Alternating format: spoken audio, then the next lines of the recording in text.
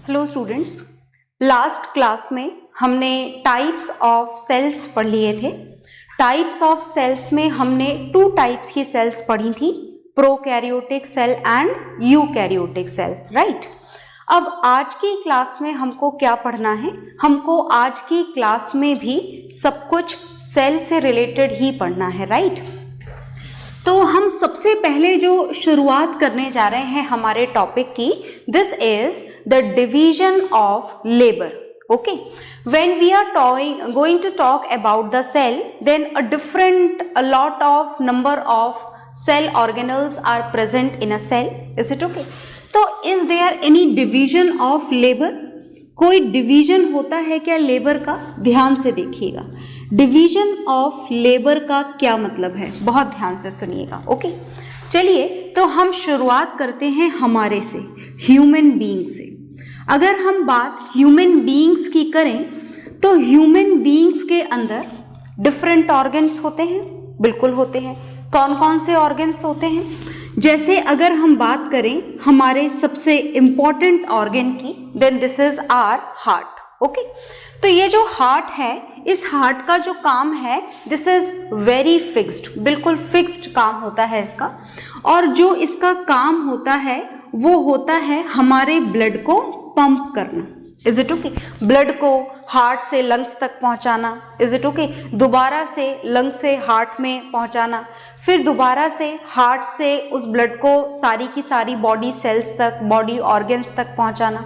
तो मतलब जितना भी मूवमेंट हमारी बॉडी में ब्लड का होता है, this all movement is controlled by our heart. Is it okay? तो इसी तरीके से अगर हम हमारे किसी और ऑर्गन की बात करें, जैसे चलिए हम बात करते हैं हमारे another organ, this is stomach. इस स्टमक का क्या काम होता है? इस स्टमक का काम होता है डाइजेशन ऑफ फूड। जो खाना आप खाते हैं उस खाने को डाइजेस्ट करने का जो काम होता है वो कौन करता है? Complete stomach. मतलब ह्यूमन बीइंग्स के अंदर हर एक काम को करने के लिए डिफरेंट ऑर्गन्स प्रेजेंट है, राइट। ओके, अगर इसी तरीके से हम बात करें टिश्यूज की, सेल्स की, तो बहुत सारी अलग अलग सेल्स भी हमारे अंदर प्रेजेंट हैं, बहुत सारे अलग अलग टिश्यूज भी हमारे प्रेजेंट हैं, जो हर टिश्यू हर अलग डिफरेंट टाइप के फंक्शंस को कंप्लीट करता है। तो चलिए जानते हैं थोड़ा सा टिश्यूज के बारे में भी। अगर हम टिश्यूज के बारे में बात करें तो देखिए जरा ध्यान से कि अलग अलग टिश्यूज का क्या रोल होता है। वैसे तो आप इसे पढ़ेंगे टिश्यू चैप्टर के अंदर, पर फिलहाल थोड़ा सा जान लीजिए। जैसे अगर हम बात करें हमारी बॉडी में present tissue which is nervous tissue. Is it okay? ये जो नर्वस टिश्यू होता है, is it okay, it is made with the nerve cells. कौन सी सेल से मिलकर बना होता है ये? नर्व सेल से। और इसका क्या काम होता है? इसका काम होता है हमारी बॉडी को कंट्रोल करना। अब बॉडी कंट्रोल का क्या मतलब है? बॉडी कंट्रोल का मतलब each and everything is going to be controlled with the help of this nervous tissue. Okay, for example, movement of body, movement of heart, walking, dancing, reflex movement, a sudden reflection towards the sunlight. Is it okay? So these all body movement will be controlled by the nervous tissue. In the same way, if we are going to talk about the movement of the body, अगर हम body के movement की बात करें, जो movement आप करते हैं from one place to another, for that muscles are required. किसकी रिक्वायरमेंट होती है? उसके लिए मसल्स की रिक्वायरमेंट होती है। ओके, अगर हम हमारी बॉडी के स्किन की बात करें, जिसका काम होता है बॉडी को प्रोटेक्ट करना, तो this work is done by the epithelial tissue. कौन से टिश्यू के थ्रू होता है ये काम? एपिथेलियल टिश्यू के थ्रू। मतलब बात ये है कि हमारी बॉडी में जितने भी फंक्शंस हैं, they all are divided. Is it okay? वो सब क्या है? डिवाइडेड हैं। हर एक टिश्यू को अपना अलग काम करना होता है, राइट। इसी तरीके से हमें यहाँ पर हमारी बॉडी, हमारे टिश्यूज, इनसे ज़्यादा इम्पॉर्टेंट है हमें सेल के बारे में जानना इस चैप्टर के अंदर, क्योंकि इस चैप्टर का नाम है सेल। ओके, तो अगर हम बात सेल की करें तो सेल जो होती है it is having different type of cell organelles. बहुत सारे सेल ऑर्गेनल्स होते हैं इसके अंदर। वैसे तो हमें सारे cell organelles one by one structure और फंक्शन के साथ में फुल डिटेल में पढ़ने हैं, पर फिलहाल डिवीजन ऑफ लेबर समझाने के लिए मैं आपको बताना चाहती हूँ कुछ नाम, जाने पहचाने नाम हैं आपके। जैसे अगर हम एक सेल की भी बात करें तो एक सेल के अंदर, हर सेल के अंदर almost each and every cell is having this mitochondria in it। और इस माइटोकॉन्ड्रिया का काम चाहे कोई सी भी सेल हो, चाहे प्लांट सेल हो, चाहे एनिमल सेल हो, whatever the type of cell is, हर सेल के अंदर माइटोकॉन्ड्रिया का क्या काम होता है? माइटोकॉन्ड्रिया का काम होता है एनर्जी लिबरेशन। किस में से एनर्जी लिबरेट करवाना? Energy liberation from digested food. कहाँ से एनर्जी लिबरेट करवानी है? डाइजेस्टेड फूड से एनर्जी लिबरेट करवानी है। आ गई बात समझ में? ये किसका काम है? ये काम है माइटोकॉन्ड्रिया का। क्या और भी कुछ पार्ट्स होते हैं सेल के अंदर? बिल्कुल, और भी पार्ट्स होते हैं। कुछ जाने पहचाने नाम मैं आपके सामने ले रही हूं। This is also a cell organelles, this is lysosomes. अगर बात लाइजोसोम्स की जाए तो लाइजोसोम्स का क्या काम होता है? लाइजोसोम्स का काम होता है सेल क्लीन करना। Is it okay? Cleaning of cell. Cell में कुछ डेड फ्रेगमेंट्स डेवलप हो गए हैं या सेल का कोई हिस्सा खराब हो गया है, कोई पार्ट डैमेज हो गया है, तो उसको खत्म करने का काम कौन करा करता है? उसको खत्म करने का काम, सेल में से उसे रिमूव करने का काम कौन करता है? Lysosomes. Is it okay? In the another way we are going to know about a plastid. Is it okay? इन नामों को सुनकर के, देख करके आपको घबराना नहीं है कि आखिर ये क्या है। माइटोकॉन्ड्रिया, लाइजोसोम, फिर मैंने एक नया नाम आपके सामने लिख दिया, this is plastid. Is it okay? तो इन नामों के बारे में अगर आपको पता है तो बहुत अच्छी बात है, और अगर आपको नहीं भी पता है तो भी कोई बात नहीं। हमें ये सारे सेल ऑर्गेनल्स हैं, ये सेल के अंदर के पार्ट्स हैं ये, और ये सारे पार्ट्स आपको one by one full detail में इस चैप्टर में पढ़ने हैं। Is it okay? तो इनको देख के घबराना नहीं है, जितना समझ में आ रहा है उतना सुन लेना है, राइट? तो now we are going to know about the functions of plastid. और प्लास्टिड का काम बताने से पहले मैं आपको ये बता दूं कि ये जो प्लास्टिड्स हैं ये सिर्फ और सिर्फ कौन सी सेल में प्रेजेंट होते हैं? प्लांट सेल में। Is it okay? और प्लास्टिड्स में भी हम पर्टिकुलरली जिस प्लास्टिड के बारे में जानने जा रहे हैं उसका नाम है क्लोरोप्लास्ट। क्या नाम है उसका? Chloroplast. Is it okay? Plastids में बड़ी सारी वैरायटी होती है। We are going to know about this particular plastid which is here in front of you, whose name is chloroplast. Now what is the function of chloroplast? So listen to me very carefully. This chloroplast is a site of photosynthesis. Is it okay? That means you can say this is a place where the photosynthesis reaction takes place. Do you know this photosynthesis process? Definitely you should know about it. This is the method of food preparation which is done only in the green plants. Is it okay? So everything is there in front of you. Finally you can say with these three examples, and a lot of more examples are there, but here we are going to know this much only. So what are the division of labor in the cell is? बहुत सारे division of labour में से हमने कुछ division of labour जाने हैं। तो हमने ये जाना that whatever the type of cell is, if mitochondria is present in it, then its function is well defined, बिल्कुल वेल डिफाइंड फंक्शन है इसका, that is the liberation of energy from where, from the digested food. Is it okay? Similarly, when we are talking about the lysosomes, what are these? Lysosomes, mitochondria, plastids, मैं repeatedly बता रही हूँ आपको, these are the cell organelles present inside the cells. Is it okay?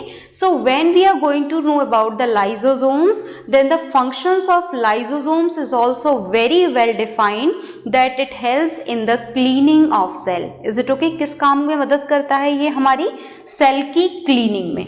अगर cell के अंदर कोई part damage हो गया है, कोई गंदगी आ गई है, तो उस सबको क्लीन करने का काम कौन करता है? Lysosomes. And then after we know about this plastid. Plastid के बारे में मैं दोबारा से आपको याद दिला दूं कि ये सिर्फ कौन सी सेल में प्रेजेंट होता है? प्लांट सेल में। Plastids are absent in animal cell, animal cell में नहीं होते हैं। और ये आपको और क्लियर हो गया होगा प्लास्टिड का ये टाइप जान के। This is a chloroplast and chloroplast is a site of photosynthesis. Do you know the meaning of site of photosynthesis? That means this is the place where the photosynthesis is done. Is it okay? Photosynthesis process कहाँ पर होता है?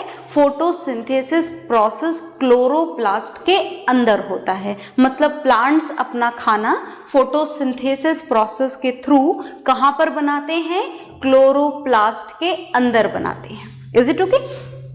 And बहुत सारे और भी examples हैं जो आप पढ़ेंगे one by one full chapter में, पर इस टॉपिक और इन एग्जाम्पल के साथ में हमको ये क्लियर हो गया कि अगर हम एक सेल की भी बात करें तो सेल में भी हर एक पार्ट का फंक्शन क्या होता है? बिल्कुल divided. Is it okay? Each and every part of cell is going to complete the different type of functions. Is it okay? So you can say this division of labor is present in the cell. Is it okay? चलिए, तो इस division of labor के ये कुछ examples आप note down करेंगे, फिर हम थोड़ा और जानेंगे इसके बारे में। तो आपने नोट डाउन कर लिया होगा, और नहीं करा है तो वीडियो को पॉज करके आप इसे नोट डाउन करेंगे। और अब हम आगे चलते हैं। आगे हमको कहाँ जाना है, क्या जानना है, सुनिएगा ध्यान से। हमें नेक्स्ट जो टॉपिक स्टार्ट करना है, this is again definitely related with the cell only. And now we are going to know about the shape of the cell. हम किसके बारे में जानने जा रहे हैं? हम जानने जा रहे हैं सेल के शेप के बारे में, shape of a cell. Is it okay? तो देखो, जब भी हम शेप के बारे में बात करते हैं तो जो सेल का शेप होता है उसको नॉर्मली आप दो तरीके से जान सकते हैं। कैसे, कौन से दो तरीकों से जान सकते हैं? एक तो ऐसी सेल्स होती हैं जिनका शेप हमेशा कैसा रहता है? Fixed, which can never be changed. ऐसा नहीं है कि कंडीशन के अकॉर्डिंग शेप बदलता जाएगा, ऐसा नहीं होता है। और दूसरी जो सेल्स होती हैं वो कुछ ऐसी भी होती हैं जिनका जो शेप होता है वो कैसा होता है? वेरिएबल, चेंज होता रहता है ना, बदलता रहता है सिचुएशंस के अकॉर्डिंग। Is it okay? तो दो टाइप के शेप आप इनको डिफाइन कर सकते हैं, that some cells are having exactly fixed shape and some of them are having variable shapes. कुछ का शेप कैसा होता है? वेरिएबल, जो टाइम के हिसाब से, कंडीशंस के हिसाब से, सराउंडिंग के हिसाब से बदलता रहता है। ठीक है? तो फिक्स्ड जो सेल्स होती हैं और जो वेरिएबल होती हैं, इनके कुछ एग्जाम्पल्स मैं आपको बताती हूँ, सुनिएगा ध्यान से। जैसे अगर हम बात करें हमारी नर्व सेल की, इज इट ओके? मैं आपको अभी ड्रॉ करके भी बताऊंगी that how does it look, तो वो मैं बताऊंगी अभी आपको। Is it okay? तो नर्व सेल का जो शेप होता है वो हमेशा कैसा रहता है? फिक्स्ड रहता है।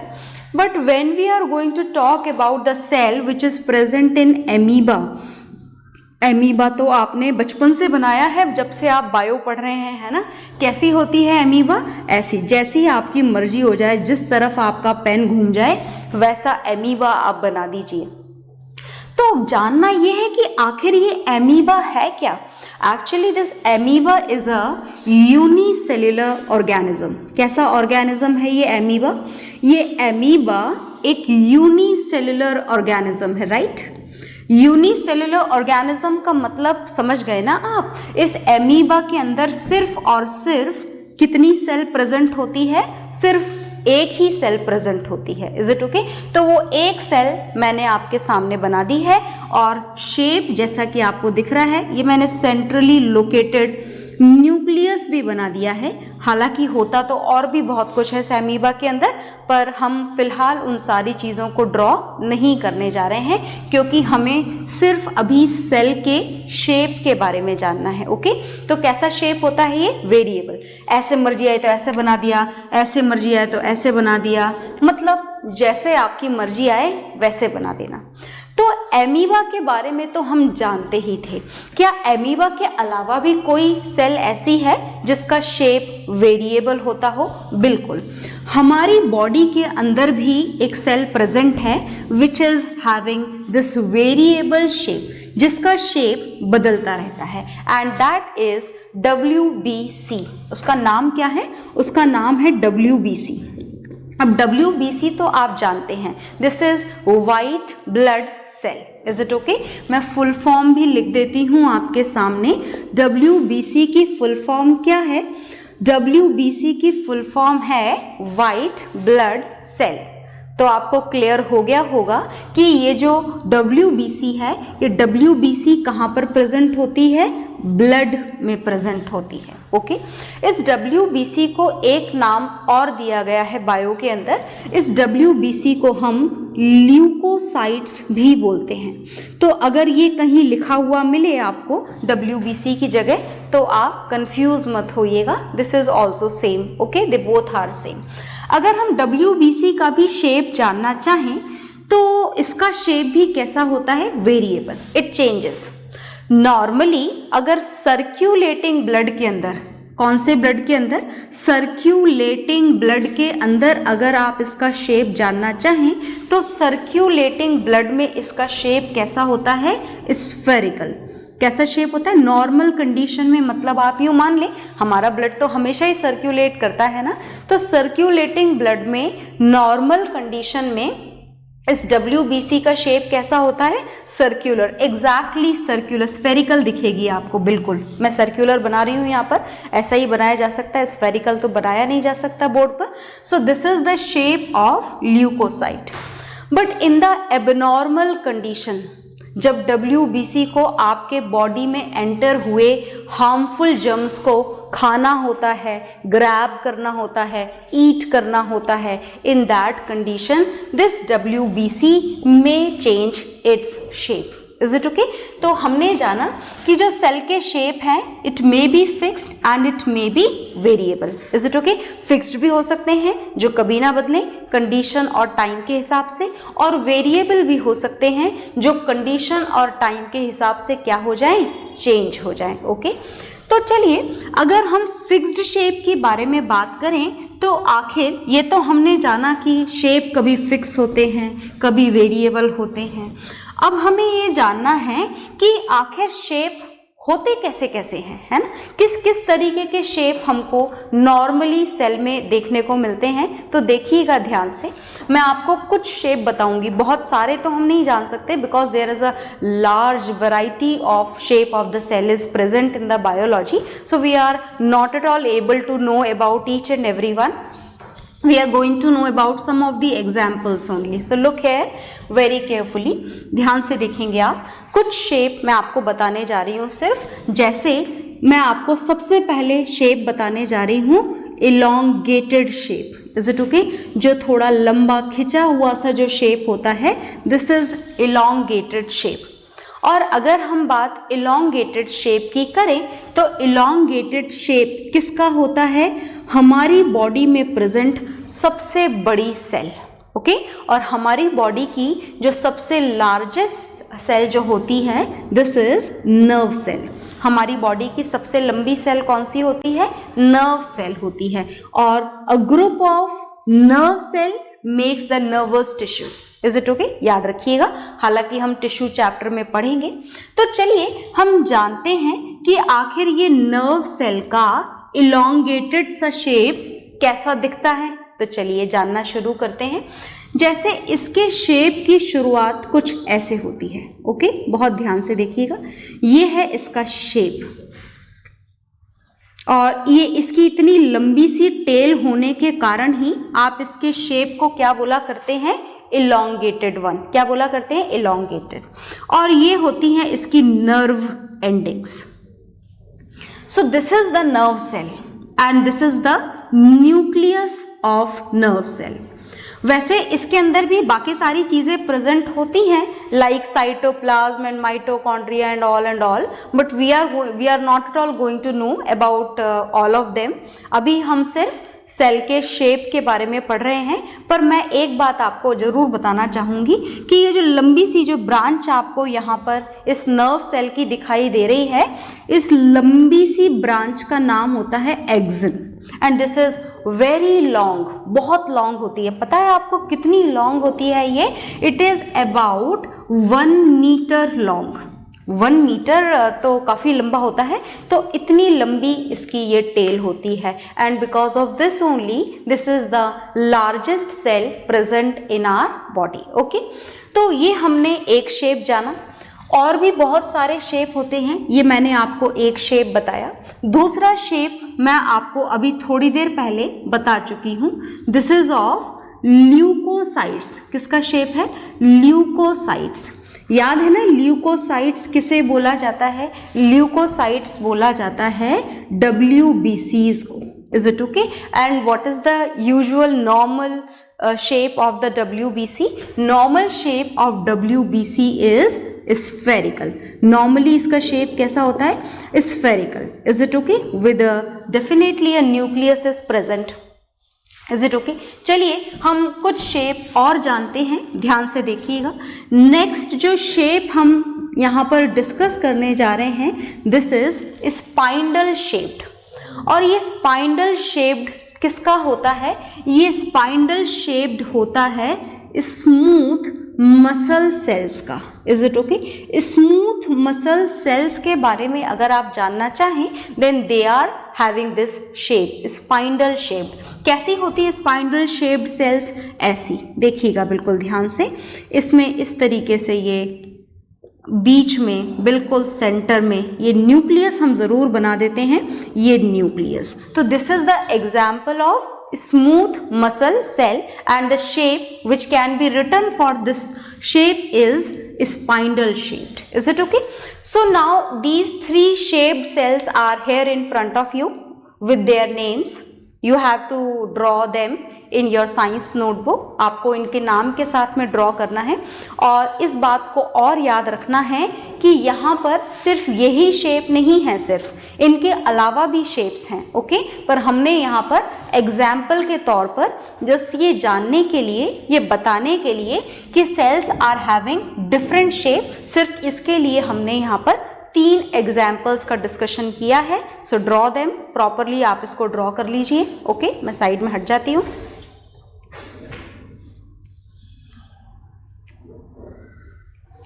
तो आपने इसे ड्रॉ कर लिया होगा। अब हमें क्या पढ़ना है? हम सेल की बिल्कुल जो बेसिक इंफॉर्मेशन है वो कलेक्ट कर रहे हैं फिलहाल, और अब हमें क्या जानना है, सुनिएगा ध्यान से। हम अब जानेंगे सेल के वॉल्यूम के बारे में। किसके बारे में जानने जा रहे हैं हम? वॉल्यूम के बारे में। क्या आपको सेल का वॉल्यूम याद रखना है? No no, not at all. Actually जब सेल का साइज ही अलग अलग होता है, तो अलग अलग साइज की अलग अलग सेल की आप कितनी सेल्स के वॉल्यूम याद रख सकते हो? तो डेफिनेटली हम सेल का वॉल्यूम यहाँ पर लर्न करने के लिए नहीं लिख रहे हैं, तो फिर किस लिए लिख रहे हैं? सुनिएगा ध्यान से। हम सेल वॉल्यूम ये जानने के लिए लिख रहे हैं। वॉल्यूम का मतलब तो समझते हो ना? वॉल्यूम का मतलब क्या होता है? occupied space. Whatever the space which is going to be covered, that is known as volume. Okay, so when we are going to talk about the volume of a cell, so whatever the shape of the cell is, हमें यहाँ पर cell के shape से कोई लेना देना नहीं है, ये सेल के इनर ऑक्यूपाइड स्पेस से हमको मतलब है।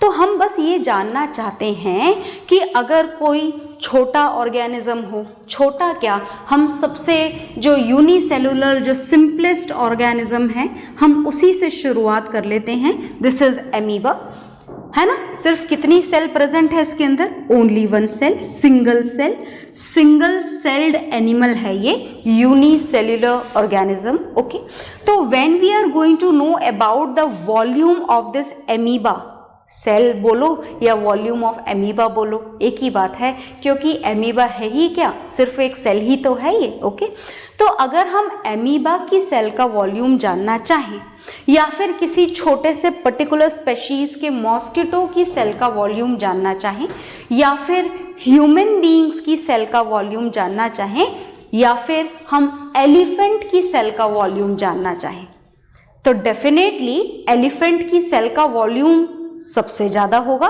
सही बात है क्या ये? नहीं, बिल्कुल भी नहीं। Is it okay? देखो, लिविंग स्पेशीज का साइज कितना भी बड़ा हो, सेल का जो वॉल्यूम है it does not depend on the size of a particular individual species. आ गई बात समझ में? मतलब जो सेल का वॉल्यूम है it does not depend on the size of living being. मतलब एमीबा की सेल का जो वॉल्यूम है that may be same as that of the volume of the elephant cell। आ गई बात समझ में? तो सेल वॉल्यूम का कोई लेना देना नहीं है इंडिविजुअल स्पेशीज से। तो फिर कैसे लेना देना है? फिर ऐसा क्या हुआ आखिर कि एलिफेंट का जो साइज है वो इतना बड़ा, हमारा साइज उसके कंपैरेटिवली बहुत छोटा, और एक छोटे से मॉस्किटो की या छोटी सी चींटी का साइज और भी छोटा। तो देखिए, this does not depend on the volume of the cell. ये किस पे डिपेंड करता है? ये डिपेंड करता है नंबर ऑफ सेल्स पर। किस पर डिपेंड करता है? नंबर ऑफ सेल्स पर। आ गई ना बात समझ में? मतलब अगर हम बात एमीबा की करें तो एमीबा के अंदर कितनी सेल्स हैं? सिर्फ एक, इसीलिए एमीबा का साइज कितना है? बहुत छोटा। और अगर बात हम ह्यूमन बीइंग्स की करें, इज इट ओके, तो it may vary, but usually जो ह्यूमन बीइंग्स में टोटल नंबर ऑफ सेल्स होती हैं this is approximately equal to 100 trillion. किसके बराबर होती है ये? 100 ट्रिलियन के बराबर होती है। मैं आपको बता दूं कि ट्रिलियन का मतलब क्या होता है? 10 raised to the power 12। Is it okay? 10 raised to the power 12 and these two, that means 10 raised to the power 14 cells are usually found in a human being। Is it okay? तो size किसी भी living being का किसके ऊपर depend करता है? Size depend करता है नंबर ऑफ सेल्स पर। ओके, जो छोटे ऑर्गेनिजम्स हैं उसमें नंबर ऑफ सेल्स कम है, थोड़े बड़े हैं नंबर ऑफ सेल्स और ज़्यादा होंगी। बात एलिफेंट की करें, ब्लू व्हेल की करें, तो इनके अंदर जो नंबर ऑफ सेल्स हैं वो ह्यूमन बीइंग से भी बहुत ज़्यादा होंगी। Is it okay? तो साइज लिविंग बीइंग का किस पे डिपेंड कर रहा है? नंबर ऑफ सेल्स पे। Is it okay? इसके बाद में भी सेल का वॉल्यूम यहाँ पर कोई मैटर नहीं करता। तो हमने सेल के बारे में इतना जान लिया है। अब हम नेक्स्ट क्लास में क्या पढ़ेंगे? हम सेल ऑर्गेनल्स पढ़ेंगे नेक्स्ट क्लास में। ओके, तो तब तक आपको जितना पढ़ाया गया है उतना आप प्रॉपरली रिवाइज करेंगे और लर्न करेंगे। ओके, सो बाय एवरीवन।